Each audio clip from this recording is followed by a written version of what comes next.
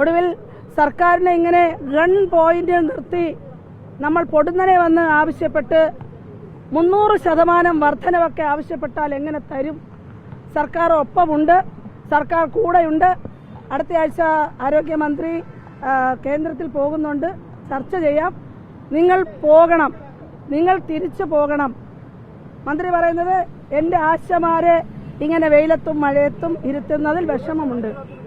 ആശമാർ പിരിഞ്ഞു പോകണം, ഇതാണ് ആവശ്യം. വിഷമം മാത്രമേ ഉള്ളൂ. ഞങ്ങളുടെ പ്രസിഡന്റ് പറഞ്ഞു ആവശ്യങ്ങളെ കുറിച്ച് എന്താണ് വ്യക്തമായി പറഞ്ഞത്? എന്താണ്? സമരം നിർത്തി പോകുക എന്നത് പറയാനാണ് വിളിച്ചത്.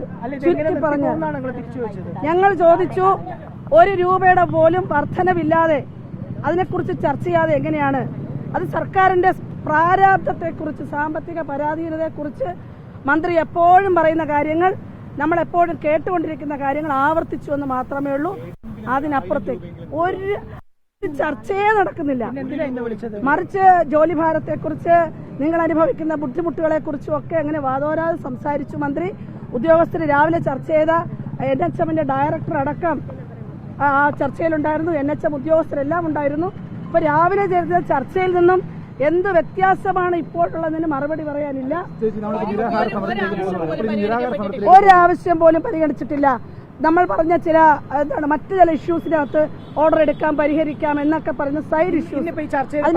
സമയത്ത് എന്താണ് സർക്കാർ ഉദ്ദേശിച്ചത് നമുക്ക് മനസ്സിലായത്? എന്തായിരുന്നു സർക്കാരിന്റെ ഉദ്ദേശം? സർക്കാർ ഒരു ചർച്ച നടത്തി എന്ന് വരുത്തണം. അതിനപ്പുറത്തേക്ക് അതിനകത്തൊന്നുമില്ല.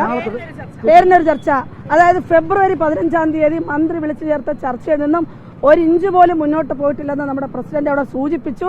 അതിനെ അവർ വളരെ ഇതെന്താണ് ഇങ്ങനെ എന്നുള്ളൊരു മട്ടിലാണ് ചോദിച്ചത്. ഞങ്ങൾ വളരെ മുന്നോട്ട് പോയിരിക്കുന്ന മട്ടിൽ നമ്മൾ സമരവുമായി മുന്നോട്ട് പോകുന്നു. തീർച്ചയായിട്ടും ഇല്ല, 1 ഇഞ്ച് പോലും മുന്നോട്ട് പോയിട്ടില്ല. നാളത്തെ നിരാഹാര സമരത്തെ സർക്കാർ ഭയപ്പെടുന്നതുകൊണ്ടാണോ ഇപ്പോൾ തിരക്ക് പിടിച്ച? അത് അറിയില്ല, എന്തുകൊണ്ടാണെന്ന് അറിയില്ല. എന്താണെങ്കിലും ഒരു ചർച്ച വിളിച്ചു, നമ്മൾ ചർച്ച വിളിക്കണം ആവശ്യപ്പെട്ടിരുന്നു, അത് വിളിച്ചു എന്നതിനപ്പുറത്തേക്ക് ഞങ്ങൾ ആവശ്യപ്പെട്ടിട്ടുണ്ട്. വീണ്ടും മന്ത്രി ചർച്ചയ്ക്ക് വിളിച്ച് ഇതിനൊരു പരിഹാരം കാണുമെന്ന പ്രതീക്ഷയിലാണ്. നാളെ രാവിലെ 11 മണിക്ക് നമ്മുടെ നിരാഹാര സമരം ആരംഭിക്കും. എല്ലാ തയ്യാറെടുപ്പുകളും നടത്തിക്കഴിഞ്ഞു. നിരാഹാരത്തിന് തയ്യാറായി ധാരാളം ആശമാർ സംസ്ഥാനത്തിനെമ്പാടും മുന്നോട്ട് വന്നുകൊണ്ടിരിക്കുകയാണ്. പ്രത്യേകിച്ചും രാവിലെ നടന്ന ചർച്ചയ്ക്ക് ശേഷം വളരെ വീറോടുകൂടി ആശമാർ മുന്നോട്ട് വരികയാണ്. ആവശ്യങ്ങൾ അംഗീകരിക്കാതെ പിന്നോട്ടില്ല അല്ലെ? ഒരിക്കലുമില്ല, ഒരിക്കലും പിന്നോട്ടില്ല.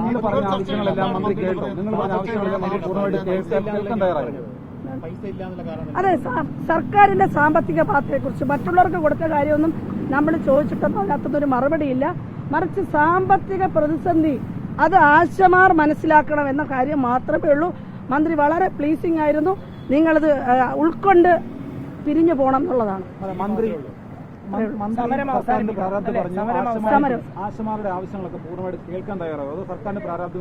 ഇല്ല, ഞങ്ങൾ പറഞ്ഞതൊക്കെ കേട്ടു. അതെല്ലാം കേട്ടതിന് ശേഷം മന്ത്രിക്ക് താല്പര്യമുള്ള കാര്യങ്ങളിൽ മാത്രമാണ് ചർച്ച എന്ന പേരിൽ സംസാരിച്ചത്. ഞങ്ങൾ ഇടയ്ക്കിടയ്ക്ക് ഓർമ്മിപ്പിച്ചു ഞങ്ങളുടെ ഡിമാൻഡുകൾ ഇതാണെന്ന്. പക്ഷെ അതിനകത്തൊന്നും തരാൻ നിസ്സഹായരാണ്. ഒന്നുപോലും. മന്ത്രിയുടെ താല്പര്യം ഒരു ചർച്ച വിളിച്ചു, അത്രയും. നിരാഹാരത്തിന് മുൻപ് ഒരു ചർച്ച വേണമായിരുന്നു. അല്ലെങ്കിൽ ആളുകൾ വിചാരിക്കൂലേ ആരോഗ്യമന്ത്രി പെണ്ണായിട്ട് ഇതുവരെയും ഒരു ചർച്ചയ്ക്ക് എല്ലാത്തിലല്ലോ എന്ന് വിചാരിക്കത്തില്ലേ? അതിന് വേണ്ടി പ്രശ്നം ഇവിടെ സമരിക്കുന്ന മാത്രമല്ലല്ലോ, ഞങ്ങളുടെ ആരോഗ്യ സംവിധാനം താളം തെറ്റിയല്ലേ നമ്മുടെ പ്രാദേശികമായിട്ട് ഉൾപ്പെടെ. അതൊക്കെ ചർച്ച ചെയ്തു. അത് അവർക്കറിയാവല്ലോ. നിങ്ങൾ ഈ ആരോഗ്യ സംവിധാനത്തില് നിങ്ങളുടെ പോരായ്മയുണ്ടെന്ന് മന്ത്രി പറഞ്ഞു കഴിഞ്ഞു. മന്ത്രി പറഞ്ഞത് സാമ്പത്തിക പരാധീനത കേൾപ്പിക്കാനാണ് ഞങ്ങളെ വിളിച്ചത്. അതായത് ചർച്ച നടത്തി, ചർച്ചയ്ക്ക് വേണ്ടി ചർച്ച. അതെ, തീർച്ചയായിട്ടും. ഇല്ല